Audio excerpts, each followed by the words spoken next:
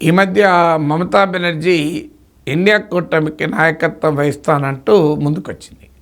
వెంటనే రకరకాల కారణాల రీత్యా RJD, Samajwadi party, NCP, Uddhav Shiv Sena వీళ్ళందరూ కూడా మద్దతు ఇవ్వడం మొదలుపెట్టారు. కానీ కాంగ్రెస్ పార్టీ పైన ఈ పార్టీలకు రిజర్వేషన్సే కావచ్చు, కంప్లైంట్సే కావచ్చు, ఉండవచ్చు. దానికి నేను వేరే వీడియోలో వివరిస్తాను. Why allies are angry with the Congress పైన మిత్రపక్షాలకు కోపం ఎందుకు వచ్చింది అని. కానీ ఇక్కడ మనకు అర్థం కావాల్సింది, కాంగ్రెస్ కాకుండా మరో పార్టీ, అందులోనూ ప్రాంతీయ పార్టీ ఒక జాతీయ విపక్ష కూటమికి నాయకత్వం వహిస్తుందా? భారతదేశంలో సంకీర్ణ రాజకీయాల అనుభవాలు చూడండి మీరు. 2 కండిషన్స్ ఫుల్ఫిల్ అయినప్పుడే సంకీర్ణాలు విజయవంతమయ్యాయి. ఒక కండిషన్, ఏదో ఒక జాతీయ పార్టీ ఆ కూటమికి నాయకత్వం వహించాలి. 2, ఆ నాయకత్వం వహించే పార్టీకి గణనీయమైన సీట్లు ఉండాలి. మిగతా పార్టీలు కలిసి రావాలి. కానీ అందరూ సమానంగా ఉంటామంటే కలవది. ఈ 2 కండిషన్ ఫుల్ఫిల్ అయినప్పుడే మీకు ఎన్డీఏ 1, ఎన్డీఏ 2, ఎన్డీఏ 3 విజయవంతం అవుతుంది. యూపీఏ 1, యూపీఏ 2 విజయవంతం అవుతుంది. మీరు ఈ 2 కండిషన్స్ లేకుండా మీరు చూడండి, యునైటెడ్ ఫ్రంట్, నేషనల్ ఫ్రంట్లు అయినాయి. ఏం జరిగింది? జాతీయ పార్టీ ఆ కూటమిలో లేదు, బయట నుంచి మద్దతు అన్నారు. అది ఎంత గందరగోళం ఎందుకు చూసాం.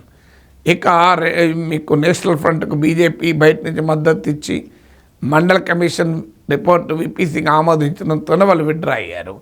యూపీఏకు మీకు యునైటెడ్ ఫ్రంట్కు కాంగ్రెస్ మద్దతు ఇచ్చి తర్వాత విత్డ్రా అయింది. అందువల్ల ఫండమెంటల్ క్వశ్చన్ ఏంటి అంటే, ఒక జాతీయ పార్టీ నాయకత్వము లేకుండా మనం పోవడం వల్ల నేషనల్ ఫ్రంట్, యునైటెడ్ ఫ్రంట్ దెబ్బతిన్నాయి.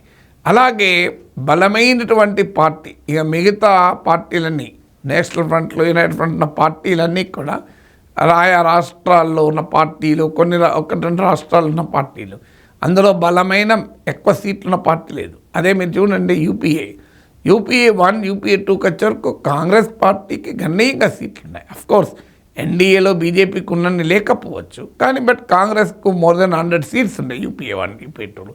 అందువల్ల ఆ కూటమి యూపీఏ కూడా 10 ఏళ్ళు అధికారంలో ఉండగలిగింది. అందువల్ల ఇవాళ ఈ 2 కండిషన్స్ లేకుండా ఇండియా కూటమి ఎలా సక్సెస్ అవుతుంది?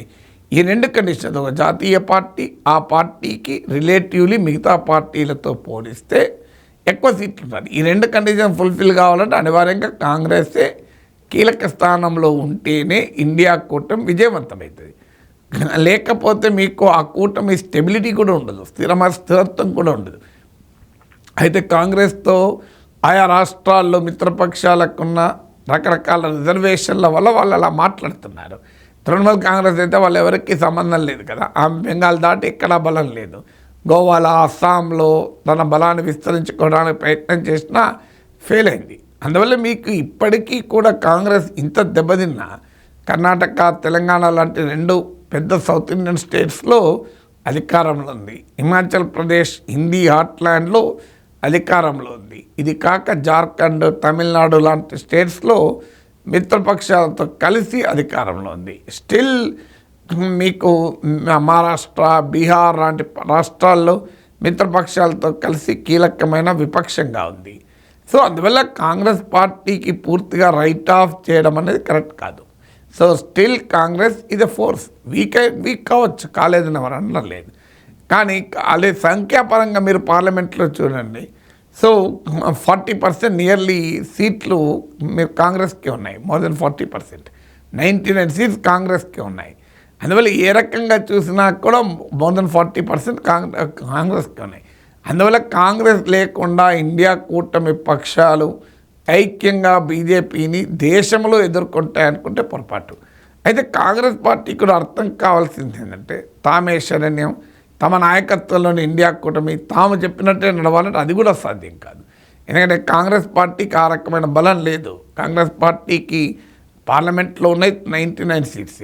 కాంగ్రెస్ పార్టీ 3 రాష్ట్రాల అధికారంలో ఉంది, 15 రాష్ట్రాల అధికారంలో లేదు. అది కూడా కాంగ్రెస్ బలహీనత.